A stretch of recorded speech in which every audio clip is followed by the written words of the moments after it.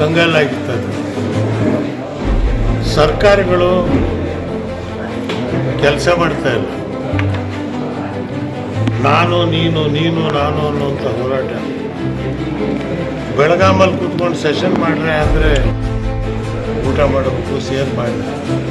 ಆದರೆ ನೀವಲ್ಲಿ ಚರ್ಚೆ ಮಾಡಿದ್ದೇನೆ ವಿಧಾನಸೌಧದಲ್ಲಿ. ಇದು ಹೀಗೆ ಹೋದರೆ ಕರ್ನಾಟಕ ಎರಡು ಭಾಗ ಹೋಗುತ್ತೆ.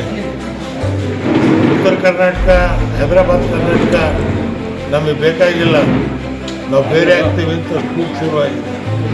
ಅದು ಆಗಬಾರ್ದು.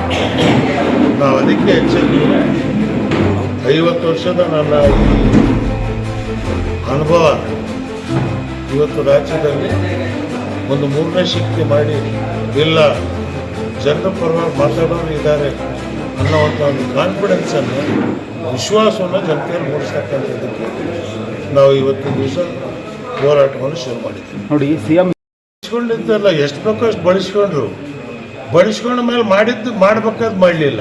ಉದಾಹರಣೆಗೆ ಈಗ 4% ರಿಸರ್ವೇಷನ್ ಇತ್ತು ಮುಸ್ಲಿಮ್ಸಿಗೆ, ಏನಾಯಿತು? ಯಡಿಯೂರಪ್ಪ ಟಿಪ್ಪು ಜಯಂತಿ ಮಾಡೋದಾದ್ರೆ ಸಿದ್ದರಾಮಯ್ಯ ಮಾಡೋಕ್ಕೆ ತಯಾರಾಗಿಲ್ಲ. ದಲಿತರ ಫಂಡು SCPT SC ಅದು ಅವ್ರಿಗೆ ಮಾತ್ರ ಖರ್ಚಾಗಬೇಕು ಅಂತಿದೆ. ಆದರೆ ಇವತ್ತು ದುಡ್ಡು ಏನಾಗಿದೆ?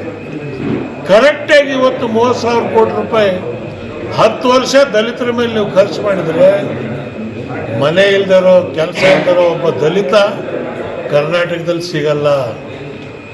ಇವತ್ತು ರೈತರದ್ದು ಗೊಬ್ಬರ ಇದ್ದರೆ ಬೆಳೆ ಬಂದರೆ ರೇಟ್ ಇಲ್ಲ.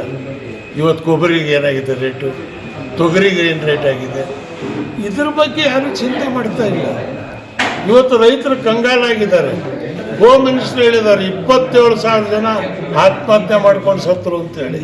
ಯಾಕೆ ಸತ್ತರು? ಕಾರಣ ಏನು? ಕೆಲವರು ಅನ್ನ ಇಲ್ಲದೆ ಸಾಯ್ತಿದ್ದಾರೆ, ಕೆಲವು ರೈತರು ಸಾಲಬಾಧೆಯಿಂದ ಸಾಯ್ತಿದ್ದಾರೆ, ಕೆಲವು ರೈತರು ಬೆಳೆ ಬೆಳೆದಿದ್ದೀವಿ ಅದಕ್ಕೆ ರೇಟ್ ಇಲ್ಲ ಅಂತ ಸಾಯ್ತಿದ್ದಾರೆ. ಇವತ್ತು ಕಬ್ಬಿನ ಬೆಳೆ ಒಂದು ಕಡೆ 3,300 ಅಂತೀರಿ, ಇನ್ನೊಂದು ಕಡೆ 2,800 ಅಂತೀರಿ. ಅವರೇ ಹೇಳ್ತಿದ್ದಾರೆ ದುಡ್ಡಿಲ್ಲ, ಬೊಕ್ಕಸ ಖಾಲಿಯಾಗಿದೆ. ಇನ್ನು ಸ್ವಲ್ಪ ದಿವಸ ಹೋದರೆ ಸಂಬಳ ಕೊಡೋಕ್ಕೆ ದುಡ್ಡಿರಲ್ಲ. ಇವತ್ತು ಟ್ಯಾಕ್ಸ್ ಕಲೆಕ್ಷನ್ನಲ್ಲಿ ನಾನು ಯೋಜನೆ ಆಗೋದು ಉಪಾಧ್ಯಕ್ಷನಾಗಿದ್ದೆ. KSRTC ಒಂದರಲ್ಲೇ ಕಾಲು ಭಾಗ ಕರ್ನಾಟಕದ ಬಡ್ಜೆಟ್ ನೀವು ಸಂಪಾದನೆ ಮಾಡ್ಬೋದು. 1,000 ಬಸ್ ಇಟ್ಕೊಂಡು ಮತ್ತು MD KSRTC ಬರ್ತಾನೆ, ಇನ್ನೂ 1,000 ಕೋಟಿ ರೂಪಾಯಿ ಬೇಕು. ನಾನು ಹೇಳಿದ್ರೆ ನಮ್ಮ ಊರಲ್ಲಿರೋ ಖಾದರ್ ಸಾಹೇಬಿ 2 ಬಸ್ ಇಟ್ಕೊಂಡು 3 ಜನ ಹೆಂಡ್ರನ್ನ ಸಾಕ್ತಾನೆ.